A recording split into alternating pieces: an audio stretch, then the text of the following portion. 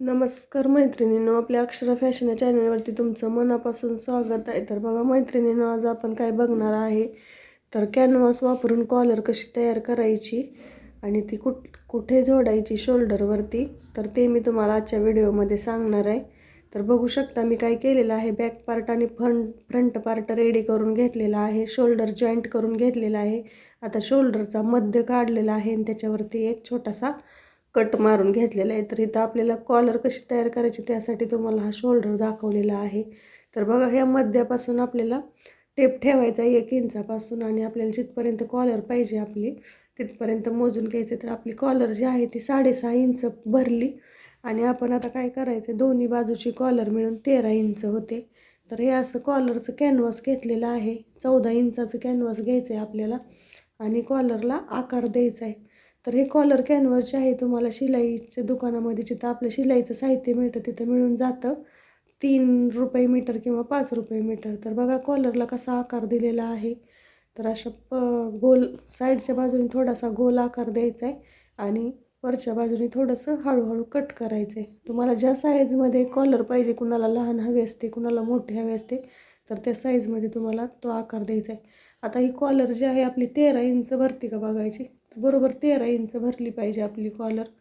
तर बघा आता 13 इंच कॉलर आपली झालेली आहे. आता आपल्याला काय करायचं आहे, ब्लाऊजच्या कपड्याच्या 3 इंच रुंदीच्या आणि 14 इंच लांबीच्या 2 पट्ट्या काढून घ्यायच्या आहेत. म्हणजे ज्या आपली कॉलर भरेल त्यापेक्षा 1 इंच एक्स्ट्रा कपडा आपल्याला कट करून घ्यायचा असतो. आणि आपल्याकडे तुमच्याकडे रुंदी जर कमी असेल कपड्याची तरीसुद्धा चालून जाईल. 2.5 इंचावरती सुद्धा ही कॉलर तयार होऊ शकते. तर बघा काय करायचं आहे, कॉलरचा जो सरळ बाजू आहे ते आपण खालच्या बाजूवरती ठेवलेली आहे आणि त्याच्यावरती कपडा जो आहे तो दुमडून ठेवलेला आहे आणि त्याच्यावरती शिलाई मारून घ्यायची. म्हणजे कॉलर जी आहे आपल्याला पॅक करून घ्यायची आहे. बघा तिथं एका कपड्यावरती ती कॉलर पॅक करून घ्यायची, ज्यामुळे कॉलर जी आहे ती आपली शिलाई करताना पुन्हा सरकणार नाही. तर त्यासाठी अशी कॉलर जी आहे खालच्या बाजूनी पॅक करून घेतली.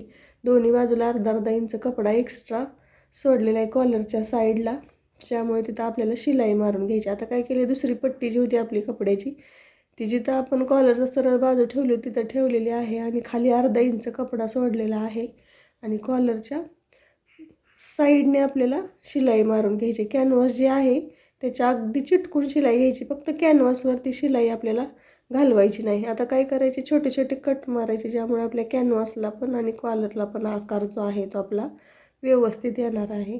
तर बघा आता पलटवून घ्यायचे. कपडा पलटवून घेतल्यानंतर बघू शकता तुम्ही कॉलर आपली तयार झाली. आता त्याच्यावरती एक दाब शिलाई द्यायची. आपला शिलाईसाठी अर्धा इंच कपडा सोडला होता 2 नंबरच्या पट्टीचा, तो व्यवस्थित खालच्या बाजूला थोडासा ओढून ठेवायचा आहे, जेणेकरून तो आपल्या शिलाईमध्ये आतमध्ये जाणार नाही आणि आपल्याला शिलाईला कपडा कमी पडणार नाही. तर बघा अशा पद्धतीने आपली कॉलर जी आहे ती रेडी झाली. आता ही कॉलरचा मध्य काढून घ्यायचा आणि कॉलर जे आहे शोल्डरच्या मध्यावरती ठेवून कॉलर तुम्हाला जॉईंट करून घ्यायची. तर तुम्हाला व्हिडिओ कसा वाटला ते कमेंटमध्ये नक्की सांगा. व्हिडिओ आवडल्यास लाईक शेअर सबस्क्राईब नक्की करा. भेटूया आपल्या पुढल्या व्हिडिओमध्ये. तोपर्यंत बाय बाय.